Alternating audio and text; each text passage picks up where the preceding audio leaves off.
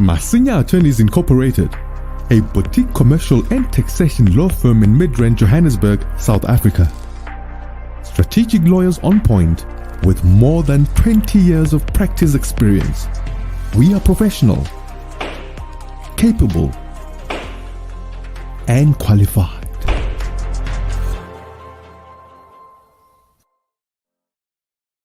Hello, everybody. Thank you so much for joining me right here in Solomon's Temple. I'm Solomon Izangisham. So good to be with you. Where are you watching from?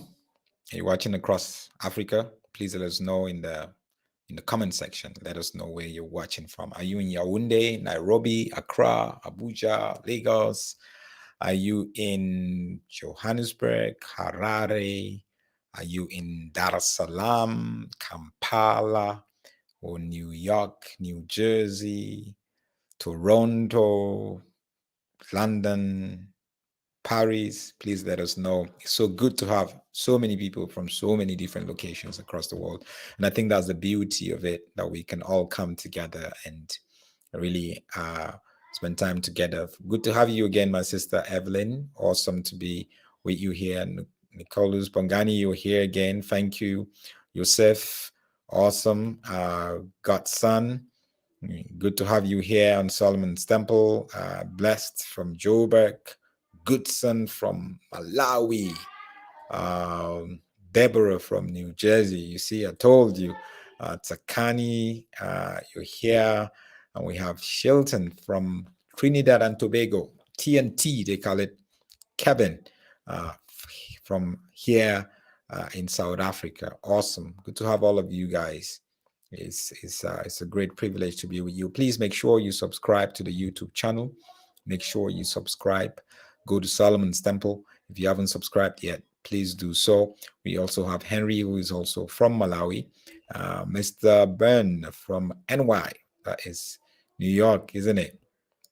From Centurion, Sakani. Katzen is from Tabeka, former Port Elizabeth. Can you guys hear me, right? Yeah, Deborah, they sound. That's why I can see the comment, I'm sure. Shalom to you also, Lizzie. Good to have you here. Deborah, please check your... Deborah is saying no sound. I'm sure people can hear me. That's why they let me know where they're watching from. Please just check your connections. My microphone is on. Sifiso here is saying, the country's only uncle. Good evening to you too. Okay, yeah, loud and clear, you say. Awesome. We have Ron all the way from Richardson in Texas, the state of Texas. Bangani says, yeah, sound is perfect. Awesome.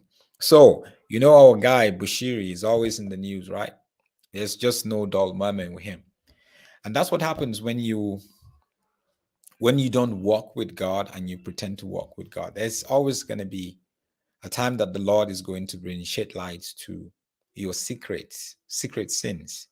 One of the things that I dread is actually to live a life where I have secret sins, or to begin to live a life that I'm so comfortable with sin that I'm not doing anything to rely on the Holy Spirit to help me overcome, to help me become victorious, to help me conquer sin. We can conquer sin. We can pick one area of our lives that we feel, this sin is getting me. I keep lying. Or I keep manipulating people. Or I keep cheating. I keep adultery. Or I keep taking money that is not mine. Right? We must not make it acceptable. We must not make it a norm. We must fight it. It's the fight of your life. You know, the fight against sin is the fight of our lives. The fight to make money is not as important as the fight against sin. The fight to be successful is not as important as the fight against sin. Sin should be that mountain that we need to conquer. And once we can conquer that and walk in victory, under the grace of God, that is, then success becomes much easier. Making money becomes much easier. So Bushiri and his wife are in the news. This is Bushiri and Mary, Shepherd and Mary. This couple, remember, they resided in South Africa. They came into South Africa with permits that are illegal. And then they managed to apply for their permanent residency. In South Africa, you're supposed to be here for at least 4 years, 5 years, that is, for you to apply for permanent residency. Or there's a certain amount of money that you need to invest, a certain amount of millions that you need to invest for you to be able to apply for permanent residency. That means you invested, then you create jobs. And that needs to be your personal money, not your company's money. So what Shepherd did was, when he applied for permanent residency for him and his family, one of the requirements is you need to submit your financials, your bank statements. You know what he did? He submitted the bank statements of the church, claiming that the church belongs to him and the tithes and the offering is his money, his own money. Now, how do you claim that? So he submitted it and they looked at it, and this is based on a new document that was released, because the people, members of the Department of Home Affairs here in South Africa, who granted him permanent residency, have been suspended, and now they're going through a disciplinary hearing because they want to dismiss them. How do you issue permanent residency to Bushiri when he wasn't eligible? First, you have to invest about 2.5 million. So it means you have to invest, right? It has to be your money. But Bushiri submitted his bank statements, and his bank statements were his church's bank statement, claiming to them that, no, these are my bank statement. This money belonged to me, the tithes and the offering, the money that people give. And they went through the bank statement. Now they could actually see money coming in and money going out every month. So that was the first thing he claimed. And the second thing that he put forward to support his application was a private jet that he bought for about 1.2 million, which is technically about 15, 17 million South African rands. But you see, what they are looking for is money. As a non-South African, as a foreigner, you come into the country. If you want to apply for permanent residency, you must have invested certain amount of millions. So investment means you take the money, you put the money into the economy of the country. Like that money now goes in circulation, create jobs maybe and all that, and taxes and all that kind of stuff. But for some reason, the people who granted him the permanent residency, they didn't consider that this is not his personal bank statement. You cannot claim as a pastor that the tithes and the offering is your personal money. But because the people were obviously, I believe strongly, they were corrupt and they were paid, they were bribed. They went ahead and granted him permanent residency. And that permanent residency had been revoked. And he even got to get a citizenship. He became a citizen in no time, in record time, because obviously he has the money and he can pay people so they can push it for him.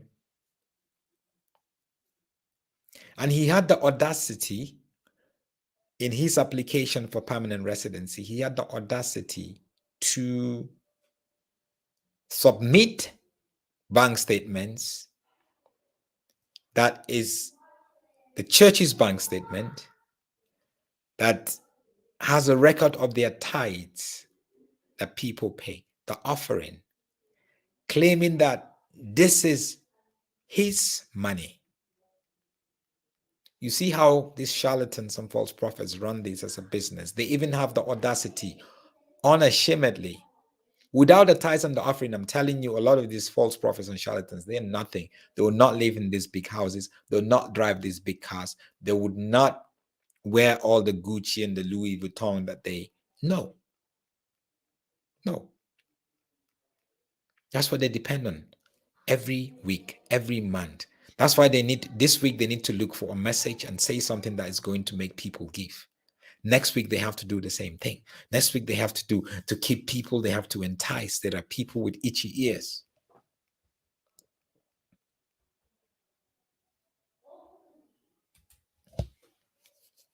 Isn't that sad that we actually had to come to that place?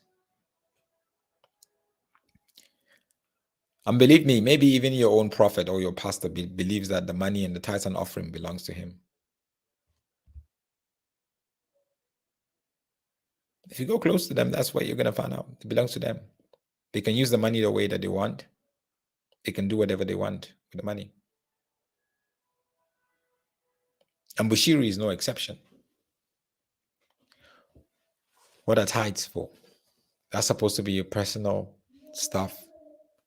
You can ask for money to be moved from here to there, and money is moved. So now everything is coming out. The chicken has come home to roost. Everything is coming out, how he got his permanent residency, using the financials, the bank statements of the church, and putting it out as his, claiming that the tithes and the offering money and everything was his money.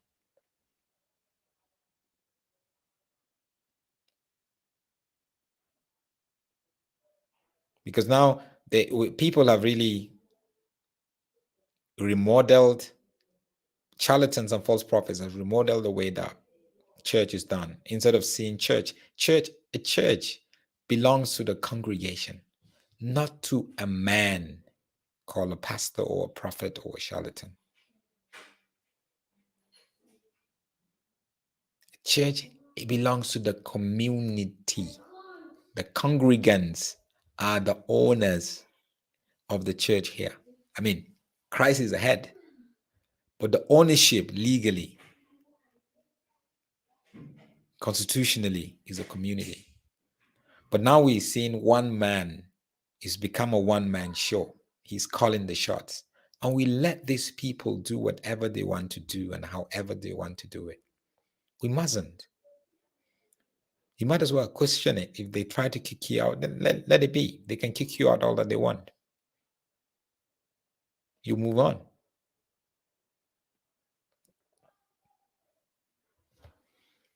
But because we do not hold them accountable, they continue to have a field day, doing whatever they want to do.